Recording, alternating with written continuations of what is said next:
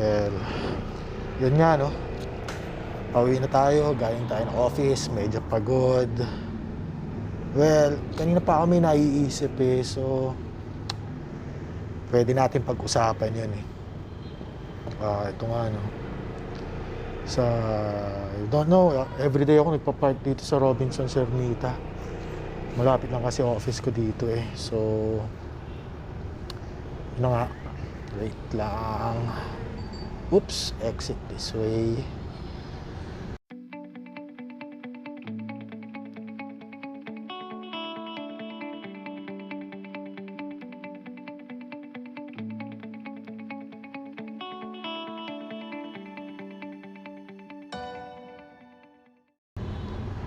Yun, ano nga ba yung pag-uusapan natin? Naisip ko na kanina eh. Pero, babalik tayo. Wait lang, ha?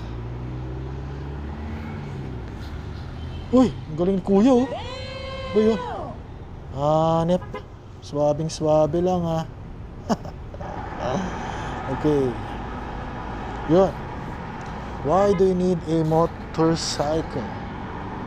Why do you need a motorcycle? So, pag-usapan natin yan. First, do you need it for work commute? Or getting it for a weekend ride bike? If you're getting it for work commute, do you need an automatic or manual? Now, diretso na tayo sa discussion. No? If you plan to get a motorcycle for your work commute, you must consider traffic condition that you usually encounter in getting to your destination. Kailangan mo ba fast bike, slow bike, or you simply need a motorcycle that will do the job smoothly? Tulad nito X-Max ko, si Lovie, ganda. So, if you live in a nearby province and your work destination is in the metro, and one of the course you take is the expressway, it's recommended that you use a bigger displacement engine motorcycle. Siyempre, para makadaan ka sa expressway. Well, it's not a secret that you need a 400cc up engine to be compliant in using the expressway in the Philippines. Or, para makapasok ka, di ba? But if you live near your work destination, like for example, you live and work inside the NCR, siguro ma-recommend ko you get an automatic but with a lower cc engine motorcycle. Bakit? Why? Automatic, yes, considering the agony declaring war against the clutch lever in a bumper-to-bumper traffic. Na mamaya makita natin traffic dito. Kunwari lang hindi traffic dito. And lower CC, why? Lower CC automatic motorcycles has more narrow and shorter dimensions that will fit perfectly in the daily traffic situation / condition here in the metro. So, ang question dito is, how low? When I say lower CC automatic motorcycle, or may I say scooters, the rider must consider a 125cc and up engine. Better get a 150cc engine. Nagkalat na ngayon yung mga yan. Eh. Ito na, no? Medyo pa-traffic na, no? Kasi this will enable you to weave through traffic smoothly, not fast, but smooth.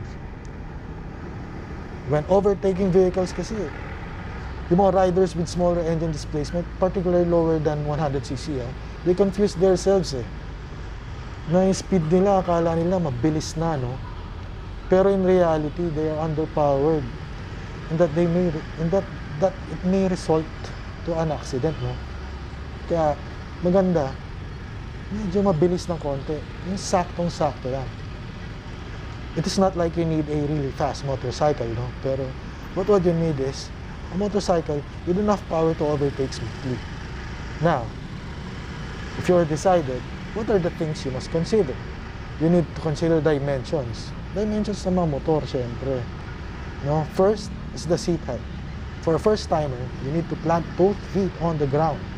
Yes, you need to do that because it enables you to control your motorcycle with confidence. Planting your feet carries your motorcycle in heavy traffic in the metro. And always measure the height of your seat to see if your feet can touch the motorcycle's foot pegs or the ground. Wait lang, medyo traffic ka. Wait. Yun na nga, no? And since there will be a chance that you will ride for hours, check na rin the cushioning of the seat to ensure you won't encounter any chronic injuries. Okay. Ito pa nga isa. And yes, you must also consider the weight of the bike. Weight is a big part of the rider's ability to balance and drive a motorcycle. There will be times when you will be pushing or pulling the bike to maneuver it. It can be hazardous to turn when riding a motorcycle that's too heavy for you. Diba? So now, saan tayo magja-jump? Let's jump into your experience. Some motorcycles are truly meant for the experienced riders who are used to road challenges. So, first things first, before you go to the shop, try to determine what you can and cannot do when driving a motorcycle. You must know your options. Woo! Sikip! Though years of innovations, motorcycles have become incredibly diverse, diba? The riders have numerous options to choose from that will help them journey on any form of terrain, on any period, diba? It is important to know the different options so that you can pick which one suits you best. At you must also consider then, no, yung budget nyo. Budget, why? No, that's up to you. These previous years, a lot of new players in the motorcycle industry was introduced here in the Philippines. All have reasonable prices. Some even have a super low price. That is, if you are on a tight budget, okay na, di ba? But if budget is not an issue, you can always consider buying a motorcycle from the Big Four. Sino ba yung Big Four? Yung Honda, Yamaha, Kawasaki, and Suzuki. But take note, buying a motorcycle from the Big Four does not assure you of worry-free riding experience, no? There can always be an issue depending on what model you buy from them. So you may also consider looking or even take a time to test ride one of their motorcycles. Not necessarily bikes from the Big Four, but even from the new players like Bristol, Benelli, CF Moto, and yung Voge ba yun? O Voge? Traffic na, no? Well, I mean, it all boils down to your preference, right? So lastly, it brings us back to the first question. Diba? Uy, manong. Why do you need a motorcycle? As a matter of fact, why do you even want it? Motorcycle come in different shapes and sizes, diba? Accommodating the type of the travel the rider will most likely use it for, diba? Yung dapat eh. Such as long out-of-town travel, city driving, or zigzagging traffic, always look for a motorcycle that will cater to your needs.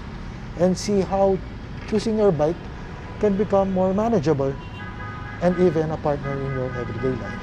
Diba? Okay yan, diba? So that's it, oh, nag-infomercial na ako, no? Pero for more videos, wait, okay. For more videos, please like, share, comment, and subscribe. Again, this is Motodash for Motodash infomercial na nasa traffic. Okay, ciao, hindi ako makaano ng kamay, okay? Ingat-ingat mga paps.